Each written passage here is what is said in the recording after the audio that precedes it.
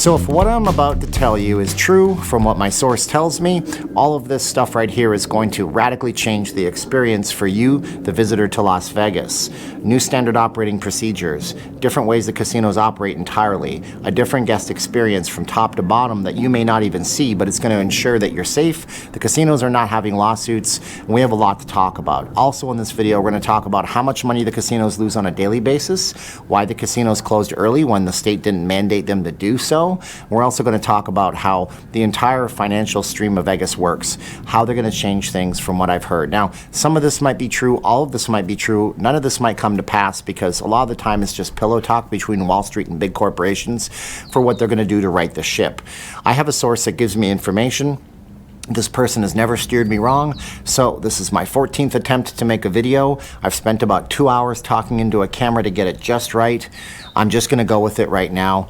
Thank you so much. Like, share, subscribe the channel, hit the bell for future notifications on videos. If you want to reach out and support the channel directly, go to Patreon where you can be in the credits or get exclusive videos that I can't put on YouTube at risk of YouTube literally hitting my channel and harming it and taking away things like live streams and everything like that, because there's a lot of stuff we can talk about in Vegas that's not YouTube appropriate. I think we could all agree.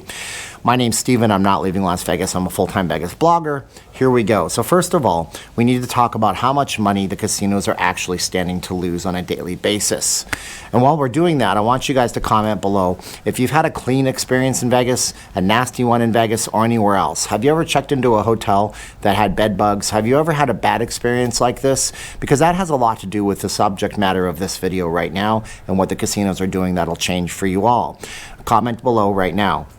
The casinos are losing $14.5 million to $15 million a day by not being open. Somebody in my live stream said they must be losing $1 or $2 million a day. That's actually a lot more. It's about $14 million a day. 15 million on the high end. Let's just put it at 14.5 million. Now I did some math. I think when I did it a few days ago when I read that number, it's like $475 million in a 30-day period not to be open. But you have to ask yourself, why did the casinos close when they did? I mean, there were still people in town when Wynn decided to close the whole shop up on Monday, and there were still people in town when the MGM did the same thing on a Tuesday. When Wednesday, I believe it was on that Wednesday, when the Las Vegas Sands Corporation said they were closing their resorts here in Vegas, there were still people here. There's people here all the way to the end when the state literally said, we're enacting our state power and we're turning off the slot machines. You can't run those. And the table games are going to be illegal for 30 days for the first time almost ever in Vegas's history since like 1939, I think it was. Something like that. So why did that happen? And the reason that happened, I think, has a lot to do with how the casinos operate. So it's important to note, casinos, like most large businesses, they don't operate out of their own money. They operate on somebody else's dollar. It's also important to note that there was a massive lawsuit against a major cruise line based on cleanliness standards and culpability for not having a clean operation. So the casinos went to this, the Wall Street bankers went to the casinos and said, we're pulling your funding. We don't think you're clean enough. We're worried about two things. Number one, guest safety. Number two, lawsuits against your companies. Because a lawsuit against a company that would be a class action if people lost their lives would result in billions of dollars of damages. Nobody wants to see a repeat of what happened with the MGM Resorts International. Nobody, especially the Wall Street bankers who are trying to give money to these companies so they can stay open, so they can get their loans paid back, Wall Street profits, the casino profits, because they turn a profit after paying back those loans. So the funding went away, and that's why I believe the actual casinos closed, one by one by one. They just decided it wasn't worth their while to try to operate with their own money. They were going to close anyways. Let's just pull the plug. That's one thing. The second thing is they're now in talks right now to actually change the guest experience radically and make it a much different experience once you get into Vegas.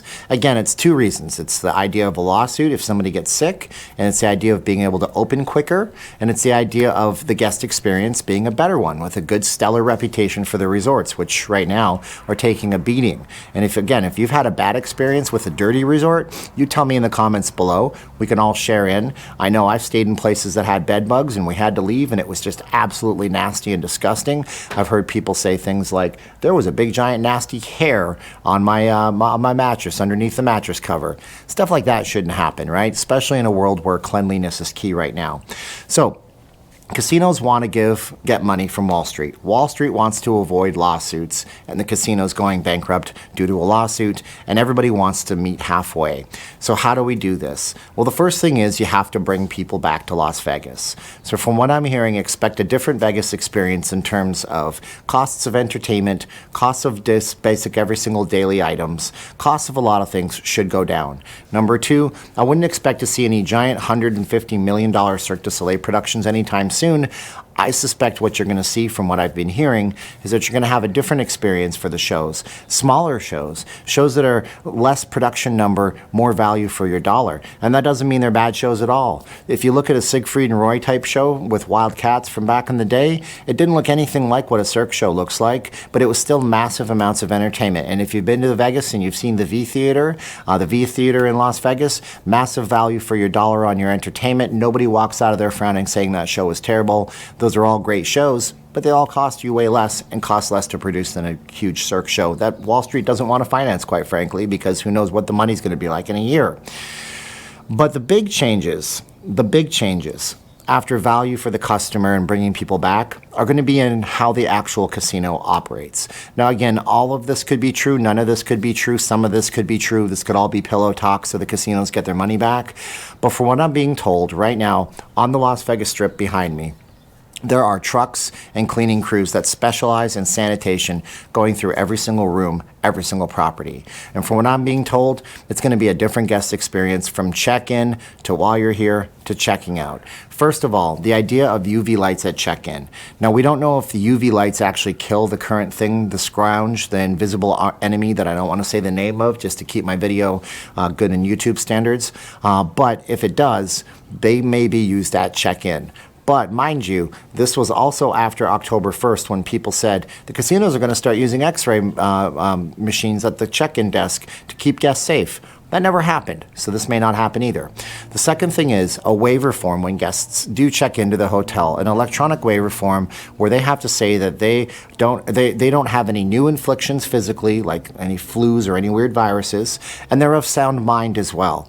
Because that's just a blanket disclaimer that the casino can always fall back on if anything did happen and any bad things happened with people getting sick or new things happening, and we don't want to spread this thing. If this thing doesn't go away, but the casinos have to operate, they're trying to watch all of their, cover their butts, cover your CYA as it says, and that's helping them cover their behinds.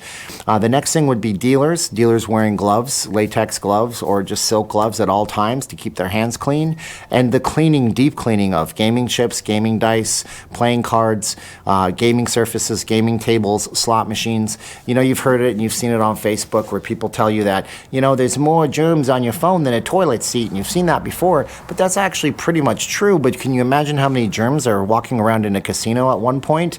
Because ladies and germs, to coin an old term, we are all full of those things. And if 1,000 people touch a slot machine in a day, who knows what they're laying on the slot machines? So extreme sanitation measures.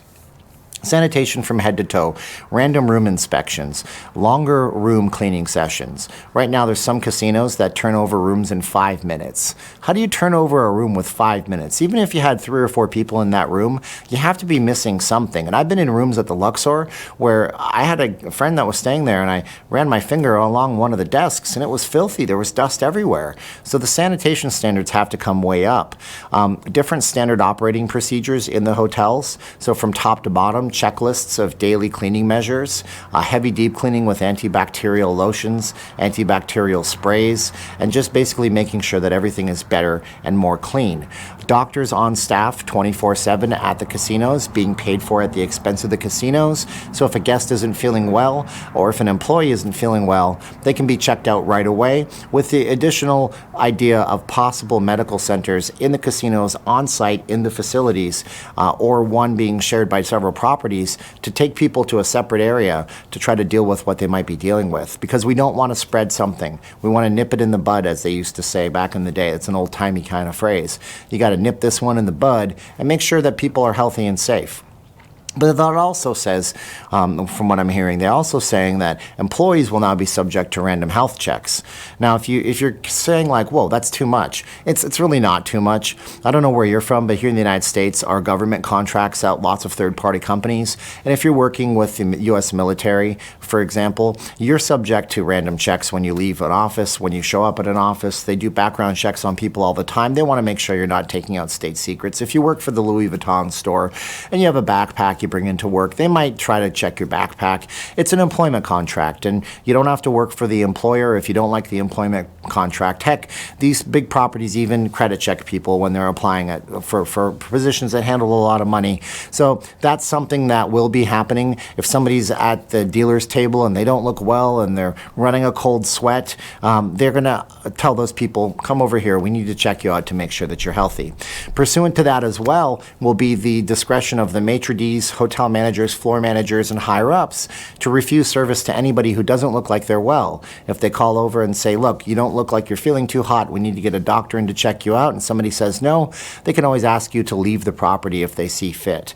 But it's just to bring a better, healthier guest experience and to make sure that those casinos are being completely alleviated of all kinds of possible responsibility for this getting back out of Vegas to somewhere else. Because let's be honest here, this thing is not going away anytime soon.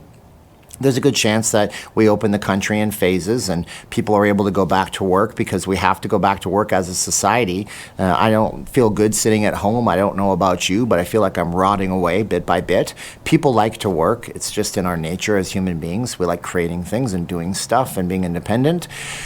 But as we reopen and as the casinos are forced to reopen or else declare total financial disaster, and who knows what would happen then, we need to make sure that things are moving in a way that makes sure that once this thing is gone, once there's a wonderful thing that you can just take a needle and go, I'm never going to get it again, if that's even possible, until that point comes, we just need to make sure that people are safe here in town.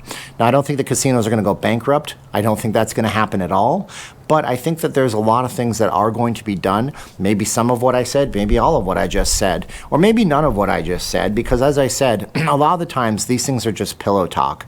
They're things that corporations will tell the people who control the money to get them to refund them again. And the casinos need to be funded again. They can't stay open for as long, or they can't stay closed for as long as they've been closed. They're getting to a point. It's a breaking point. It's a serious point. And if they don't fix things soon, Lord help us, heaven knows where these companies are going to be. Now, before you say who cares where they're going to be, I care where they're going to be, and you should care where they're going to be too, because no matter how much we don't like large companies, they do fulfill an important thing that none of us can do. They manage to facilitate and run huge giant buildings with thousands of employees, setting up world-class entertainment and huge experiences for us that we simply can't have on our own. So there is a good thing about corporations. There's a lot of bad things about corporations, but I'm still curious to know, what was your cleanliness experience in Las Vegas? Were the rooms always tip-top and in shape? Or was it something that you would tell your friends, ew, don't stay at that place. I showed up and there was horrible goo all over the countertop when I checked in, or something crazy like that. So like, share, subscribe in the comments. Make sure you comment in the comments. If you guys want to be in the credits that are going to roll in a second, make sure you head over to Patreon, or you can just email me or hit us up on the Facebook group. My name is Steven. This has been some information I've been passed on. Pretty interesting stuff, I think. I'm not leaving Las Vegas, and I'll see you guys when we reopen in Vegas, I think pretty soon. So now's the time where we go 3, 2, 1, click, and 3, 2, 1, and click.